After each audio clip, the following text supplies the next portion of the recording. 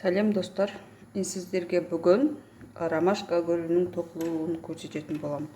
Ол үшін бізге мынадай ақ түс және сары түсті жіп керек болады. Немесе кез келген түсті жіппен тоқысаңыздар да болады. Және крючок. Менде крючок 2 мм крючок. Мына жерде көрінді ме, көрінбеді ме? 2 мм крючок. Ал жұмысымызды бастаймыз. Жұмысымызды столбикпен бастаймыз. Мынадай кольцо жасап аламыз. Мінекей. Міне.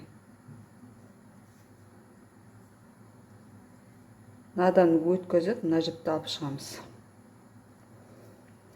Енді 3 петля көтереміз. 1, 2, 3 петля көтеріп, осы кольцоның ішінен 24 столбик тоқимыз. Мынаны қосқан кезде 24 столбик тоқимыз.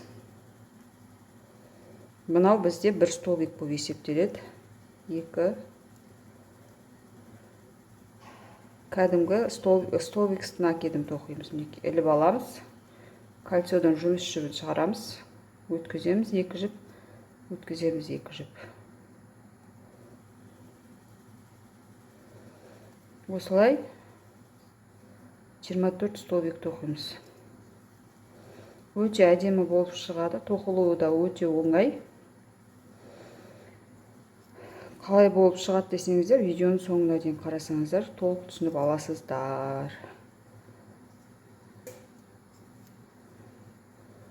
Мінекей осылай 24 столбик тоқимыз.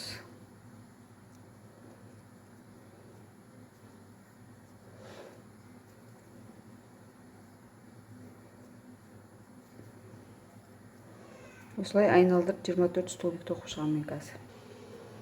Мінекей мен 24 столбик тоқып шықтым. Енді бұны мына бірінші столбикпен біріктіреміз. Біріктіру үшін мына неге 1, 2, 3-ші петляға бағана бастаған. Сол жерден жұмыс жібін іліп алып, бірден шығарамыз былай. Енді мына ортадағы жіпті тартып, арасын жақындатамыз. Арасы қатты тесік болып тұрмаған дұрыс болады. Артық жіпті арасына тығып жасырып тастасаңыздар болады. Енді ары қарай әр столбиктің үстінен бір столбиктен без накида тоқып шығамыз. Мінекей. Мына өзі көрініп тұр ғой. Столбиктердің үсті. Осы әрқайсының үстінен без накида осып айналдырып тоқып шығамыз.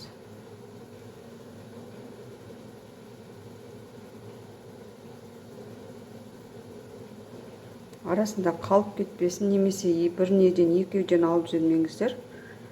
24 болып шығу керек. Сонда гүліңіз әдемі болып шығады. Егер мен каналыма тіркелмеген болсаңыздар, тіркеліп, лайк басып, комментарияға өз ойларыңызды жазып кетіңіздер. Және не үйренгілеріңіз келеді, не тоқып үйренгілеріңіз келеді. Сол туралы жазсаңыздар да мен сол туралы түсіретін боламын. Мінекей айналдырып тоқып шығамыз.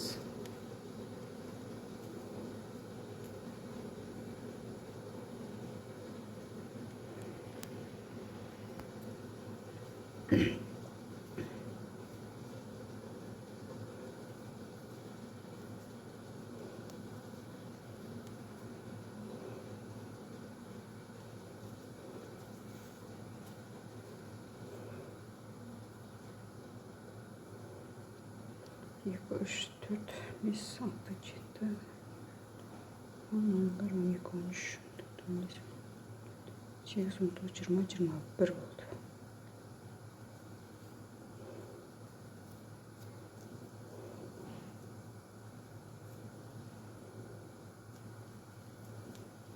Жиырма екі,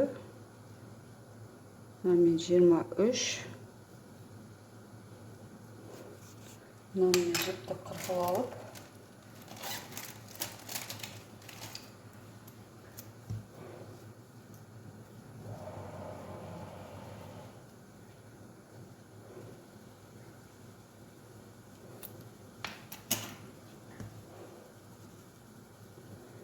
Мына жерде мен бір столбик шығарам қазір. Мынаны біреуді бүйтіп өткізіп аласыздар, міне қараңыздар. Мінекей. Енді мына жерден крючокты өткізіп,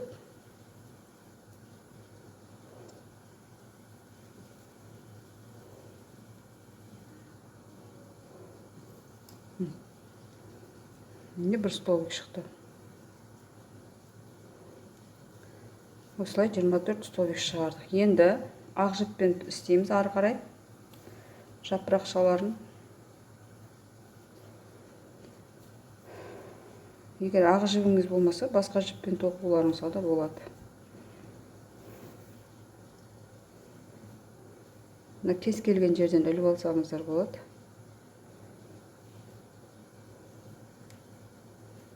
Ақ жіпті шығарамыз.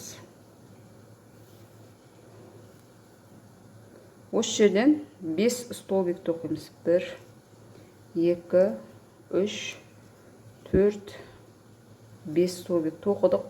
Енді жіпті 2 рет орап алып, тура жаңағы жерден крючокты өткізіп, 2 кеуден жіпті қысқартамыз. Мінекей. Ары қарай 3 петля аламыз.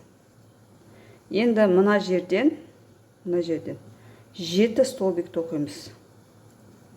Жаңағы біздің 3 петлямызбен 8 столбик болады. Мінекей, 2, 3, 4, 5,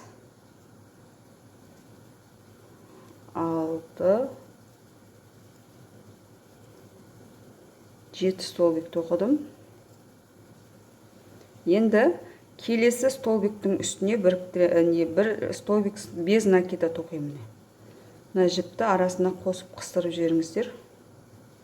Мінекей. Без накида тоқып аламын.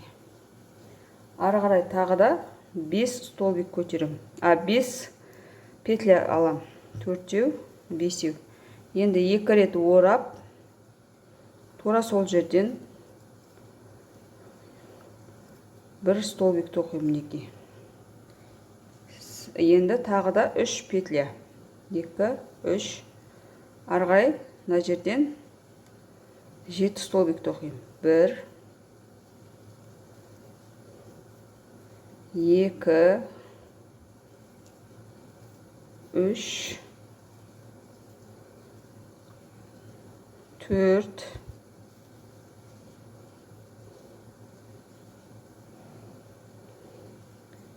5,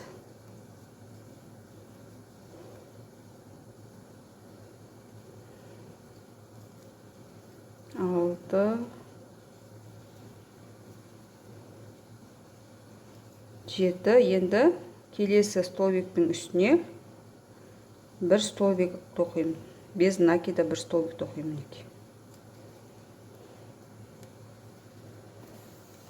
Тағы да 5 петля. 1, 2, 3, 4, 5. 2 рет орап, сол жерден столбик тоқимын. 2, 3 петля. 2, 3. Мына жерден мынаған столбик, 7 столбик тоқимыз.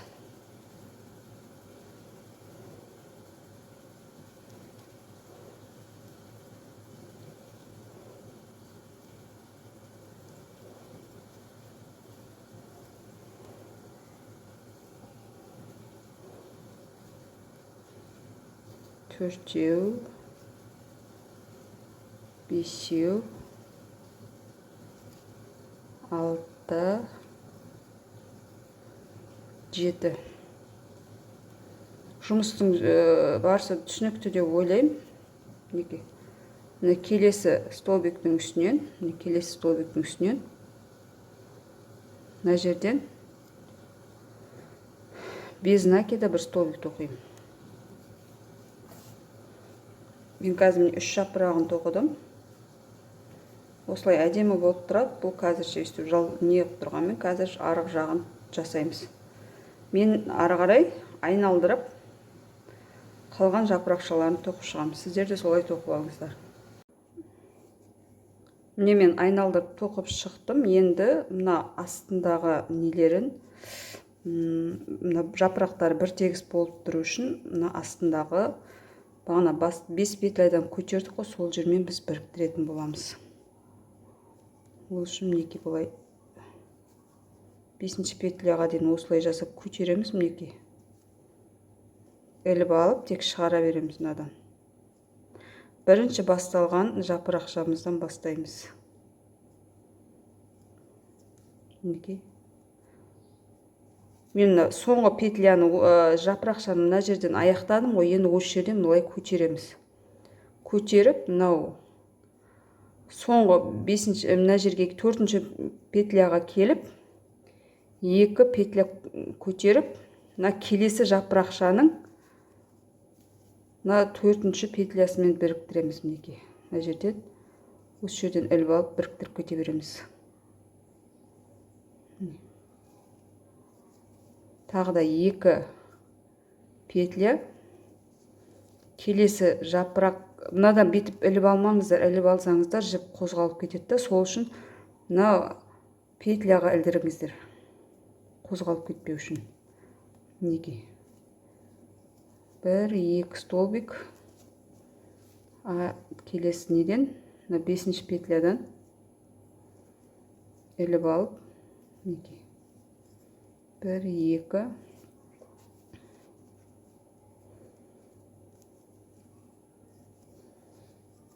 1-2 петля көтереміз да. Әр жапырақшаның басындағы 5 петлядан бастадық қой, сол жерге осылай біріктіріп кете бересіздер. 1-2. Мінекей. 1-2. Мына жапырақшаларымыз бір тегіс әдемі болып тұр үшін осылай жасап шығуымыз керек.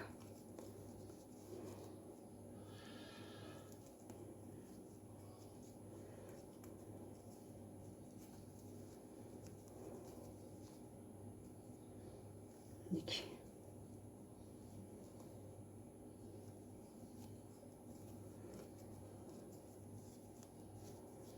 Осылай айналдырып тоқып шығамыз.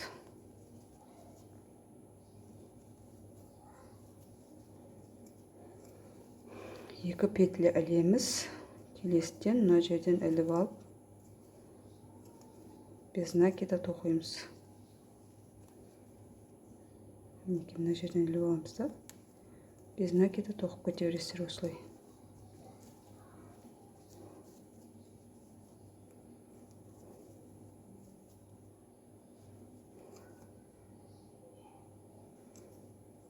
Іліп аламыз. Мына жақтан без накида тоқимыз. Екі петля ілеміз де без накида тоқимыз.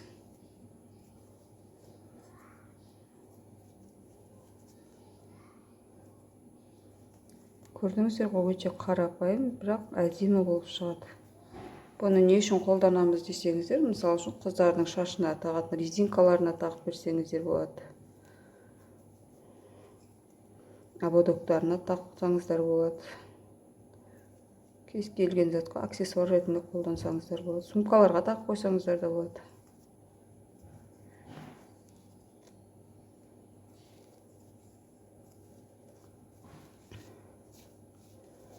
Жақындап қалдым мен. 2.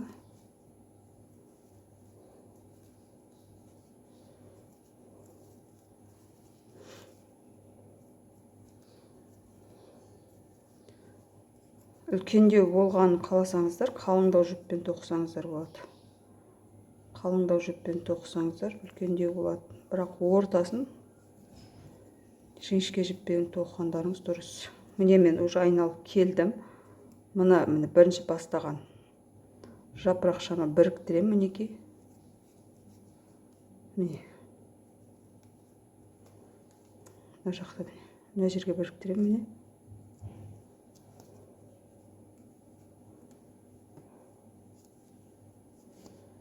Біріктіремін де жіпті қырқып тастаймын арта жіпті.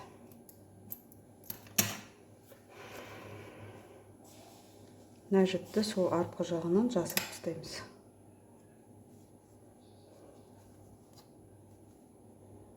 Осылай айналдырып жасырып тастасаңыздар болады.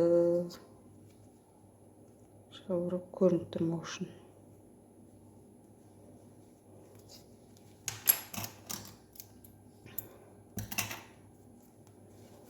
Мінеке, көрдіңіздер ғой?